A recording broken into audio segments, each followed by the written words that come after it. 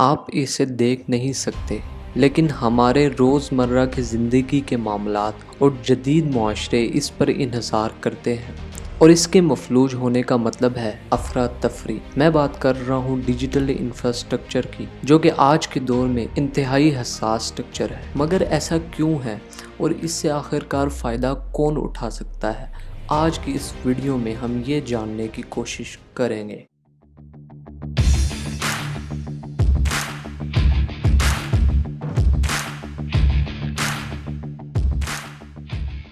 جدید معاشرے کو ایک انسانی جسم کے طور پر سمجھا جا سکتا ہے، جہاں ہزاروں پروسیسر ایک ساتھ کام کر رہے ہوتے ہیں۔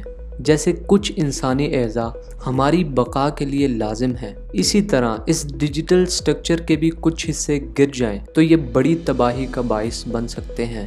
روایتی طور پر یہ ایک انتہائی حساس انفراسٹرکچر ہے، یعنی ہسپتال کے emergency ward directly power station سے جڑے ہوتے ہیں تاکہ لائٹ جانے کی صورت میں بھی مریضوں کی جان بچائی جا سکے اور آلات کام کرتے رہیں۔ لیکن پچھلی 3 دہائیوں میں اس سٹرکچر کا بہت سا حصہ انٹرنیٹ سے جڑ چکا ہے، اور آج یہ ڈھانچہ پوری دنیا میں موجود سرور سے معلومات حاصل کرنے پر انحصار کرتا ہے۔ یہ سٹرکچر ملکوں اور سرحدوں تک پھیل چکا ہے، اور جیسے جیسے یہ وسیع و عریض ہوتا جا رہا ہے، اس میں موجود ہر شے ایک دوسرے پر انحصار کر رہی ہے، اور ایک شے کے مفلوج ہونے کا مطلب تمام سسٹم کا مفلوج ہو جانا ہے۔ مثال کے طور پر جرمنی کے ونڈ ٹربائن کو ٹھیک سے کام کرنے کے لیے امریکی سیٹلائٹ کے ساتھ جڑنا پڑتا ہے۔ اس حساس سٹرکچر میں ذرا سی بھی تباہی حیران کن اور خوف زدہ ہو سکتی ہے۔ اگر امریکی سیٹلائٹ ٹھیک سے کام نہ کریں تو جرمنی میں موجود ونڈ ٹربائن بند ہو سکتے ہیں، اور یہ تباہی یہی نہیں رکے گی، اس کے بعد ایک سے ایک حساس سٹرکچر بھی تباہ ہو سکتا ہے۔ ہیکرز کو بھی اس بات کا علم ہے، اور اسی لیے وہ پیسے بنانے کے لیے ان موقعوں کی تلاش میں رہتے ہیں، اس لیے ان کی نظر ہمیشہ حساس ڈیجیٹل سٹرکچر پر ہوتی ہے۔ ہیکرز کی حملہ کرنے کی ٹیکنیک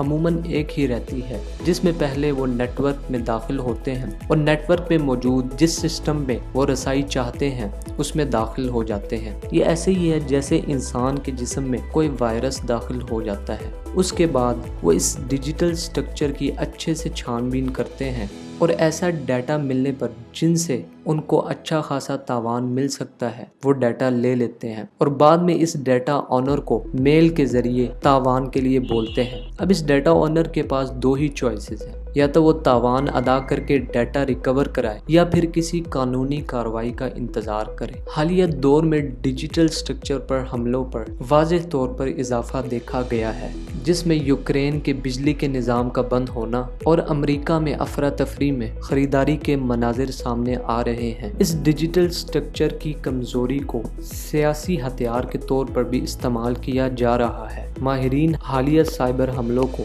روس اور شمالی کوریا سے جوڑتے ہیں۔